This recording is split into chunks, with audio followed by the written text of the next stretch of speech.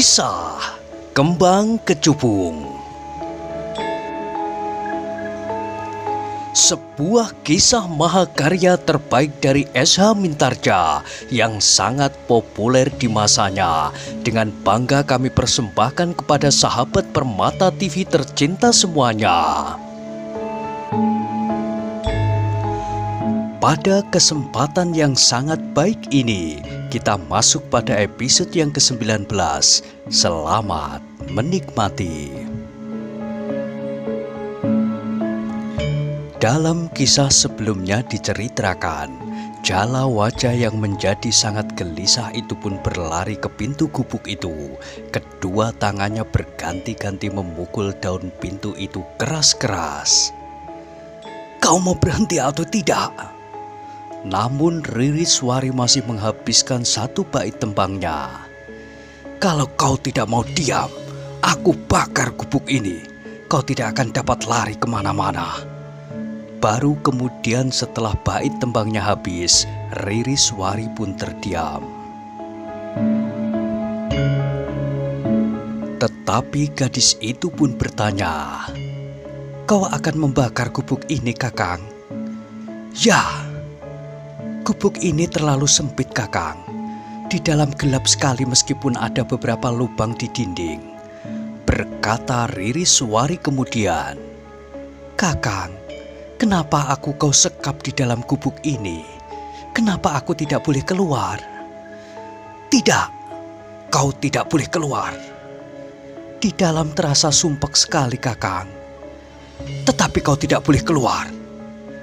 Jika aku tetap berada di dalam, aku akan dapat pingsan, Kakang." "Pingsanlah, aku tidak peduli." "Tolonglah, Kakang, biarlah aku keluar. Kau akan mencari jalan untuk melarikan diri." "Bagaimana mungkin aku dapat melarikan diri? Aku sudah tidak bertenaga sama sekali. Kakiku sakit, berdarah dan bengkak." "Aku tidak peduli. Apapun yang akan terjadi atasmu di dalam gubuk kecil itu, aku tidak peduli. Akhirnya kau juga akan mati." "Jika demikian, baiklah, Kakang. Aku hanya dapat pasrah. Apa yang akan terjadi atas diriku? Pingsan, mati lemas atau apapun yang harus aku jalani. Aku sadar bahwa bagimu aku tidak lebih dari seonggok sampah." "Diam! Diam kau, Riris. Kau dengar?" "Kakang." Jala wajah menghentakkan tangannya memukul pintu gubuk kecil itu sehingga gubuk itu bagaikan diguncang gempa. Tetapi suara Ririswari tidak berubah. Agaknya ia sudah benar-benar pasrah, sehingga dengan demikian maka perasaannya justru menjadi tenang. Dengan irama suara yang damai, Ririswari itu pun bertanya, "Kakang, apakah rembulan itu bulat?" "Diam, diam. Kau dengar? Kau membuat jantungku berhenti berdetak. Aku hanya ingin melihat rembulan pada saat-saat terakhirku sebelum kau antar aku menghadap Yang Maha Agung. Tidak ada rembulan di langit. Malam gelap pekat. Aku pun tidak melihat apa-apa di luar. Aku melihat berkas-berkas sinarnya lewat lubang-lubang dinding bambu gubuk ini. Cukup. Alangkah bahagianya dedaunan dan kuncup-kuncup kembang yang malam ini sempat menyaksikan cahaya rembulan yang menerangi bumi ini, yang menguak kegelapan dan memancarkan terang." "Gila! Apakah kau sudah gila, Riris?" "Mungkin, Kakang. Mungkin aku memang sudah menjadi gila karena aku berada di dalam kegelapan. Apalagi ruangan ini terlalu sempit dan pengap." Jala wajah menggeretakkan giginya. Namun Ririswari masih berbicara terus. Sementara itu, di luar bulan bersinar dengan terangnya. Jala wajah pun kembali menghentak-hentak pintu gubuk kecil itu. Meskipun demikian, Ririswari masih juga berkata, Aku merasa iri terhadap burung-burung kecil yang tidur di sarangnya, yang sempat menyelimuti anak-anaknya sambil memandangi cahaya bulan. Jalawaja tidak dapat menahan perasaan lagi. Dengan kakinya dihentakkan batu yang mengganjal pintu gubuk itu. Dengan kasar Jalawaja pun berkata, "Keluar, keluarlah, kau membuat darahku berhenti mengalir." Demikian pintu terbuka, maka Ririswari pun melangkah keluar. Tubuhnya nampak lemah sekali, tetapi wajahnya menjadi cerah.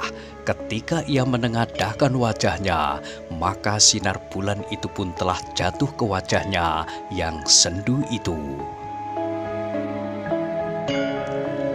"Terima kasih, Kakang. Kau tidak perlu mengucapkan terima kasih itu. Hatiku tidak akan menjadi lentur karena kecengenganmu itu. Aku akan tetap membunuhmu. Paman Adipati harus tahu bahwa akulah yang telah membunuh anak perempuannya.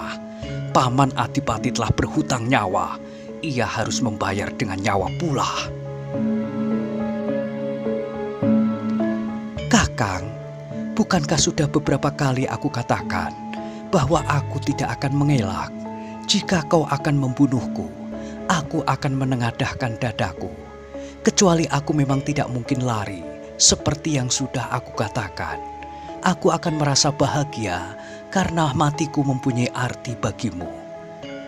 "Diam, kau dengar." Ririswari itu seakan-akan tidak mendengar bentakan-bentakan Jalawaja. Dipandanginya bulan itu sepuas-puasnya sambil berkata, "Rasa-rasanya malam ini adalah malam terakhir aku memandang bulan. Besok aku sudah akan mati. Rasa-rasanya senang dapat duduk bersama bidadari yang sedang menenun di wajah bulan itu bersama seekor kucing Condromowo. Bercelotehlah, malam ini memang kesempatanmu terakhir, karena seterusnya kau tidak akan dapat melihat bulan itu terbit." "Aku memang tidak akan dapat melihat bulan itu terbit, karena aku akan berada di dalamnya. Aku akan melihat dari langit, Kakang.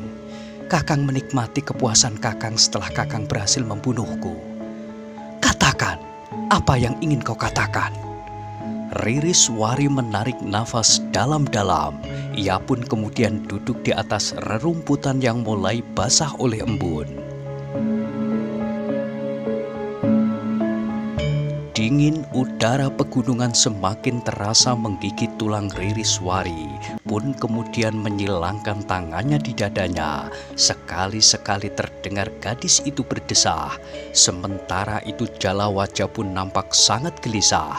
Bahkan anak muda itu kadang-kadang berjalan hilir mudik beberapa kali, namun kemudian duduk memeluk lututnya. Beberapa saat suasana menjadi hening. Yang terdengar hanyalah tarikan nafas Ririswari yang lemah serta Jalawaja yang gelisah. Tiba-tiba Jalawaja pun meloncat bangkit sehingga Ririswari terkejut karenanya. "Ada apa, Kakang?" bertanya Ririswari. "Aku mendengar desir sentuhan kaki seseorang." Sebelum Ririswari menyadari apa yang terjadi, tiba-tiba saja seseorang muncul dari balik segerumbul perdu sambil melangkah mendekat. Orang itu pun berkata, "Kau Jalawaja, Suratama." "Ya Jalawaja, aku Suratama. Apa yang kau lakukan di sini? Kau mengikuti aku?" "Tidak Jalawaja. Jadi apa yang kau lakukan?" "Aku diperintahkan untuk mencari Raden Ajeng Ririswari." "Mencari aku?" bertanya Ririswari. "Ya Raden Ajeng." "Untuk apa kau mencari aku?"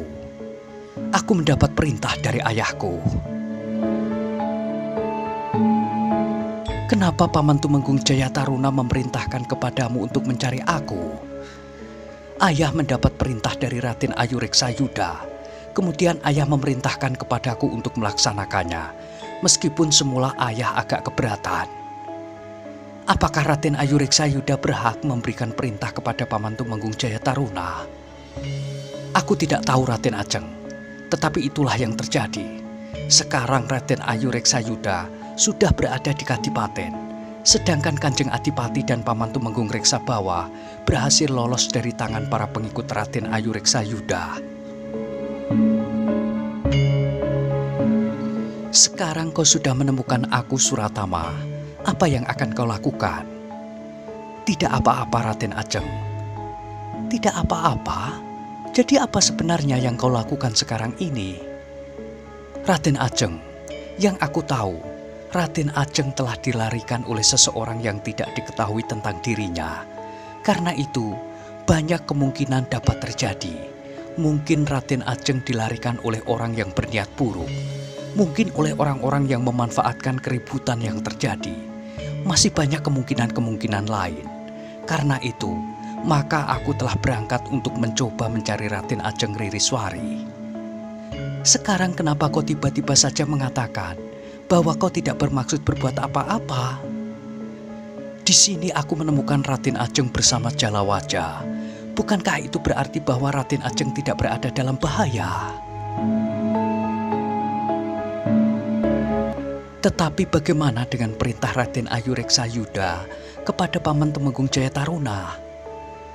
Raden Ayu Reksayuda memerintahkan agar Raden Ajeng Ririswari dan Jalawaja ditangkap dan dibawa untuk menghadap. Sekarang kau sudah menemukan aku dan Ririswari, Suratama. Lalu apa yang akan kau lakukan berdasarkan perintah ayahmu? Jalawaja, sejak semula aku sudah curiga bahwa niat Raden Ayu Reksayuda itu tidak baik. Agaknya ayah sudah berada di bawah pengaruh Raden Ayu itu ketika aku minta diri kepada ibuku yang hidupnya menjadi kesepian. Ibuku memberikan beberapa pesan kepadaku. Jadi, bertanya Ririswari, setelah aku mengetahui bahwa Raden Ajeng sudah diselamatkan oleh Jalawaja, maka aku kira aku tidak perlu mencampurinya lagi. Apakah dengan demikian kau tidak mengingkari perintah ayahmu yang mendapat perintah Raden Ayu Reksayuda? Aku tidak merasa wajib melaksanakan perintah, meskipun dari ayahku sendiri, jika perintah itu tidak pada tempatnya. Jadi apa sebenarnya yang akan kau lakukan? Sudah aku katakan bahwa setelah aku mengetahui bahwa Raden Ajeng Ririswari kau selamatkan, maka aku merasa tidak perlu ikut campur. Apakah kau berkata jujur, Suratama? Apa maksudmu, Jalawaja? Aku ingin tahu niatmu sebenarnya mencari Raden Ajeng Ririswari. Sudah aku katakan, Jalawaja. Aku terdorong untuk ikut berusaha menyelamatkan Raden Ajeng Ririswari jika ia berada dalam bahaya. Hanya itu? Ya, hanya itu? Kau tidak mempunyai pamrih pribadi. Apa maksudmu, Jalawaja? Pada masa ini, dalam gejolak yang terjadi akhir-akhir ini di Kadipaten Sendang Arum, jarang ada orang yang berbuat sesuatu tanpa pamrih pribadi. Mungkin kau benar, Jalawaja, tetapi aku bersikap lain menurut nuraniku. Aku tidak mempunyai pamrih apa-apa selain keselamatan Raden Ajeng Ririswari. Bohong, kau tentu mempunyai pamrih pribadi. Nah, sekarang katakan kepada Ririswarimu itu bahwa kau datang untuk menyelamatkannya. Jalawaja, aku memang mencari Raden Ajeng Ririswari untuk menyelamatkannya. Tetapi setelah aku tahu bahwa Raden Ajeng Ririswari sudah kau selamatkan, maka aku kira aku tidak perlu berbuat apa-apa lagi. Jangan berpura-pura, Suratama. Kau tentu akan mencari kesempatan untuk menikamku dari belakang, kemudian mengambil Ririswari. Kenapa kau tidak percaya kepadaku, Jalawaja? Aku tidak dapat percaya seorang pun dalam keadaan seperti sekarang ini. Sudahlah, aku akan pergi. Aku percaya bahwa Raden Ajeng Ririswari akan selamat di tanganmu. Ririswari! Jalawaja itu justru berteriak, katakan kepada Suratama bahwa kau berada dalam bahaya. bahwa kau terancam untuk dibunuh, katakan kepadanya agar Suratama menyelamatkanmu jika ia mampu. Kau membuat aku bingung, Jalawaja. Tetapi sudahlah, aku akan pergi. Aku tidak akan mengganggu kalian berdua. Tidak, kau tidak boleh pergi. Ririswari benar-benar dalam keadaan bahaya. Suratama, berkata Ririswari kemudian, pulanglah. Apapun yang akan kau katakan kepada Paman Tumenggung Jayataruna serta Raden Ayu Reksayuda. Baik Raden Ajeng, aku mohon diri. Aku akan mengatakan bahwa aku tidak dapat menemukan Raden Ajeng. Tidak, kau tidak boleh pergi. Kau harus berusaha menyelamatkan Ririswari.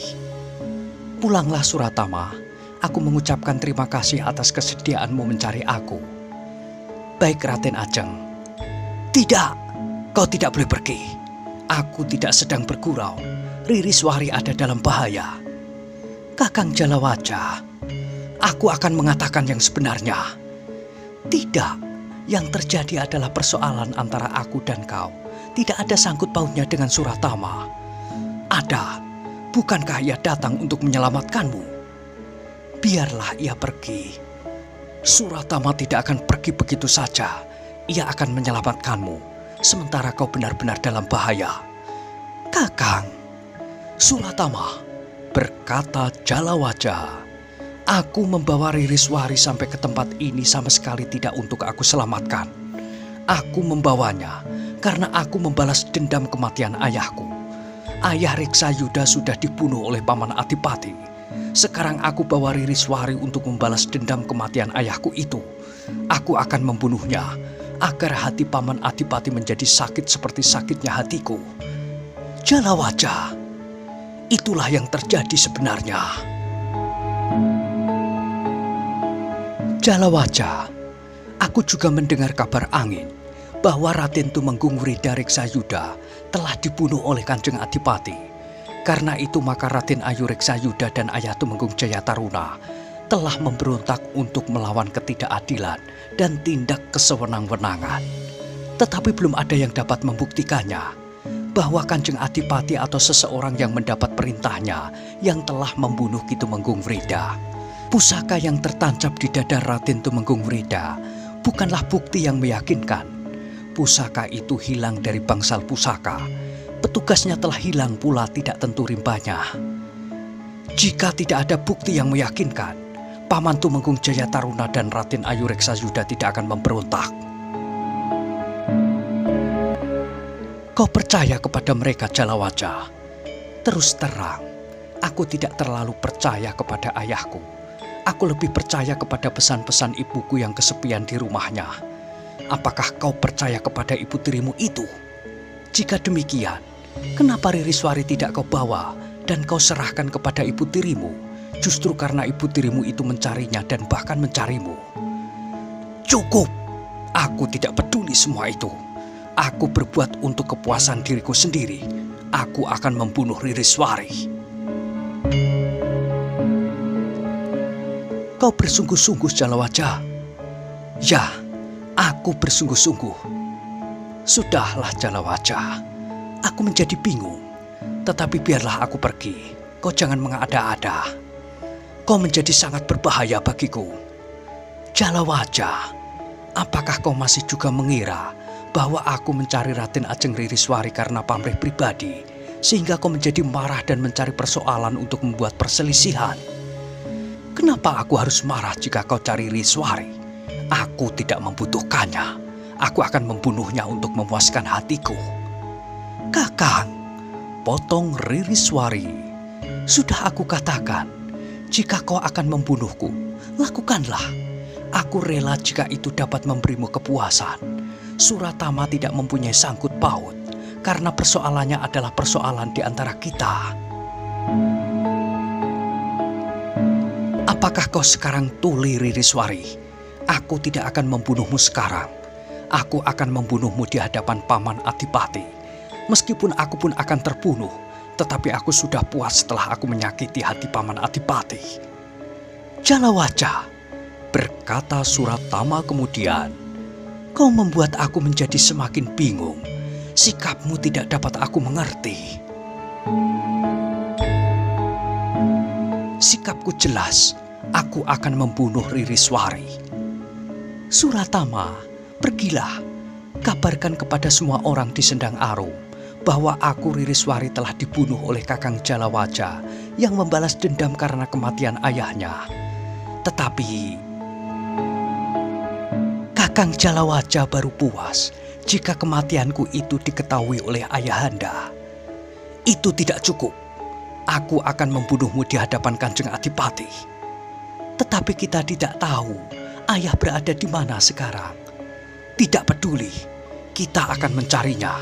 Kau akan aku seret sepanjang jalan yang panjang sampai kita menemukan Kanjeng Adipati. Jalawaja, potong Suratama kemudian. Jadi kau benar-benar akan mencelakai Raden Ajeng Ririswari? Tidak Suratama, ia tidak bersungguh-sungguh, sahut Ririswari. Aku bersungguh-sungguh. Jika ia bersungguh-sungguh Raden Ajeng, aku tidak akan dapat membiarkannya terjadi. Pergilah Suratama. Tidak Raden Ajeng, jika Jalawaja benar-benar akan membalas dendam kepada Raden Ajeng yang sama sekali tidak bersalah, bahkan Kanjeng Adipati pun belum tentu bersalah, maka aku tidak akan membiarkannya. Tanpa pamrih pribadi aku merasa berkewajiban untuk menyelamatkan Raden Ajeng Ririswari. Bagus, itu baru laki-laki Suratama. Jalawaja, aku tahu kau seorang anak muda yang pilih tanding. Mungkin aku tidak akan mampu berbuat apa-apa di hadapanmu. Tetapi aku merasa bahwa aku harus melakukannya. Bersiaplah Suratama. Kakang Jalawaja, Suratama, tidak ada gunanya kalian bertengkar. Yang akan terjadi biarlah terjadi. Tetapi Jalawaja tidak membiarkan aku pergi Raden Ajeng. Kau akan dapat menggagalkan rencanaku. Kau akan dapat melaporkan kepada para prajurit arah kepergianku. Para prajurit itu akan melacaknya dan menangkap aku dan Ririswari sebelum aku berhasil membalas sakit hatiku di hadapan Paman Adipati. Kau telah kerasukan iblis yang paling jahanam Jalawaja. Aku peringatkan sekali lagi, belum tentu Kanjeng Adipati bersalah.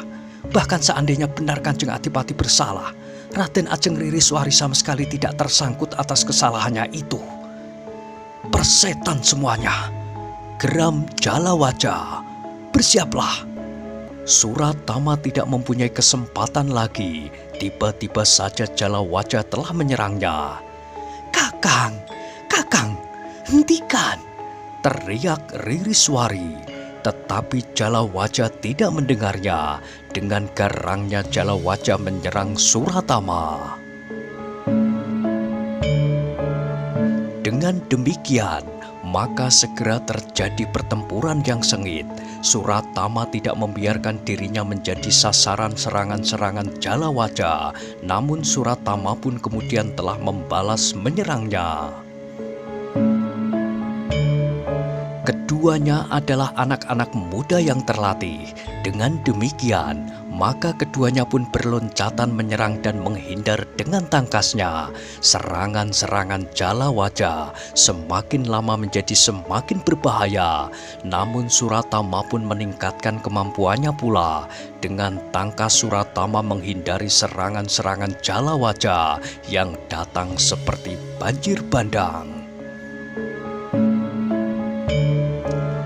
Beberapa saat kemudian, ketika keringat membasahi tubuh-tubuh yang sedang bertempur itu, mereka pun telah meningkatkan kemampuan mereka menjadi semakin jauh. Sentuhan tangan Jalawaja di bahu Suratama telah mendorong Suratama beberapa langkah surut. Namun tiba-tiba saja Suratama itu melenting. Kakinya lah yang telah menyambar dada Jalawaja.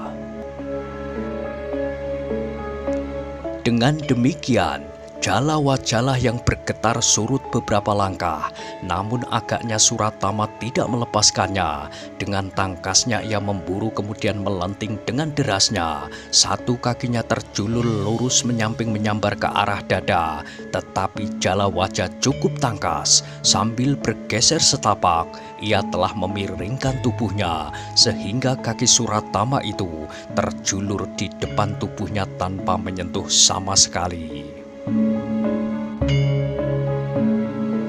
Suratama yang dalam kedudukan yang belum mapan dikejutkan oleh sapuan kaki Jalawaja.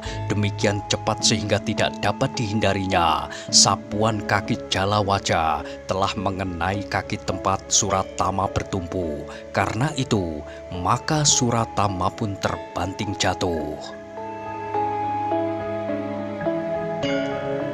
Namun dengan cepat pula Suratama berguling menjauh. Pada saat Jalawaja meloncat memburunya, Suratama telah melenting berdiri, sehingga ketika Jalawaja meloncat mengayunkan kakinya sambil berputar, Suratama mampu menghindar. Dengan cepat pula Suratama membalas serangan itu. Tangannya terjulur lurus menggapai dada Jalawaja. Jalawaja tergetar selangkah surut, namun dengan segera Jalawaja menguasai keseimbangannya. Dengan demikian maka pertempuran itu pun semakin menjadi sangat sengit. Ririswari tidak dapat berbuat apa-apa. Beberapa kali ia berteriak, sehingga rasa-rasanya urat-urat di lehernya akan putus. Tetapi kedua anak muda itu masih saja bertempur. Jalawaja sama sekali tidak mau mendengarkan teriakan Ririswari. Sementara itu Suratama tidak dapat berbuat lain kecuali mengimbangi sikap Jalawaja. Demikianlah pertempuran yang menjadi semakin sengit itu berlangsung terus. Namun semakin lama, Suratama semakin mengalami kesulitan. Kemampuan Jalawaja masih lebih tinggi selapis dari kemampuan Suratama. Jalawaja yang menempa dirinya di lereng bukit di bawah asuhan kakeknya itu telah membentuknya menjadi seorang anak muda yang pilih tanding. Dengan demikian, maka Suratama itu semakin lama menjadi semakin terdesak. Serangan-serangan Jalawaja semakin sering mengenai tubuh Suratama, sehingga Suratama itu semakin mengalami kesulitan. Ririswari menjadi semakin cemas meskipun Suratama itu anak Kitumenggung Jayataruna yang telah memberontak terhadap ayahandanya Kanjeng Adipati di Sendang Arum. Namun Ririswari agaknya percaya kepadanya bahwa Suratama telah menjalankan perintah ayahnya tanpa pamrih pribadi. Bahkan Suratama telah berniat untuk tidak mematuhi perintah itu karena perintah itu dinilainya menyimpang dari kebenaran sikap seorang prajurit. Karena itu, ketika ia melihat Suratama terdesak dan bahkan mengalami kesulitan, Ririswari menjadi berdebar-debar. Sementara itu, Jalawaja masih saja bertempur dengan garangnya. Gejolak di dadanya sejak kematian ayahnya telah membuatnya menjadi seorang yang garang, yang menyimpan dendam membara di dalam dadanya. Dalam pada itu Suratama pun semakin lama menjadi semakin terdesak. Beberapa kali Suratama itu terpental dan kemudian jatuh terguling. Namun Suratama masih juga berusaha untuk bangkit serta memberikan perlawanan. Namun ketika serangan kaki Jalawaja yang marah yang dilontarkan dengan sekuat tenaganya mengenai arah ulu hati Suratama, maka Suratama pun terlempar surut. Tubuhnya menimpa sebatang pohon yang besar yang berdiri tegak tanpa tergetar sama sekali. Tubuh Suratama pun kemudian terkulai di tanah. Sementara itu Jalawajah pun telah bersiap untuk meloncat dan memberikan serangan terakhir yang menentukan. Namun tiba-tiba saja Ririswari telah menyekapnya dari belakang sambil berteriak, "Sudah Kakang, sudah!" Tetapi Jalawajah itu justru berteriak, "Aku akan membunuhnya! Jangan Kakang, jangan!" Tetapi hati Jalawajah yang gelap itu justru menjadi semakin panas. Karena itu, maka Jalawajah telah mengibaskan Ririswari dengan kerasnya. Ririswari pun terpelanting dengan kerasnya pula. Tubuhnya terbanting di tanah berbatu padas. Terdengar Ririswari berteriak tertahan. Jalawajah terkejut ketika ia berpaling. Dilihatnya di keremangan cahaya bulan, tubuh Ririswari yang tergolek diam. "Riris, Riris!" Jalawajah mengurungkan niatnya menerkam Suratama. Ia bahkan meloncat dan berlutut di sisi Ririswari yang terbaring. Betapapun kemarahan dan dendam menyala di hatinya, namun ketika ia melihat Ririswari kesakitan, maka rasa-rasanya hatinya menjadi luluh karenanya. Ternyata dendamnya tidak dapat mengusir perasaan yang sejak lama tumbuh di dalam hatinya. Bahkan Jalawajah pernah melihat sepeletik harapan yang telah diisyaratkan oleh Ririswari. Hanya sejak ibunya meninggal, Ririswari menjadi murung dan seakan-akan mengesampingkan hubungan mereka berdua. Ketika api dendam menyala di hatinya karena kematian ayahnya, bahkan karena ia tidak dapat memberikan pertanda kesetiaannya pada saat terakhir, Jalawajah seakan-akan telah kehilangan pegangan. Segala-galanya menjadi gelap, sehingga Jalawajah tidak tahu apa yang harus dilakukannya. Namun ketika tiba-tiba saja ia melihat tubuh Ririswari terbaring diam, maka hatinya seakan-akan telah disengat oleh penyesalan yang sangat. "Riris, Riris!" Jalawajah mengangkat kepala Ririswari dan diletakkannya di pangkuannya. Dalam pada itu Suratama telah berhasil bangkit berdiri. Ia telah mengatasi perasaan sakit yang serasa menusuk-nusuk tulang belakangnya.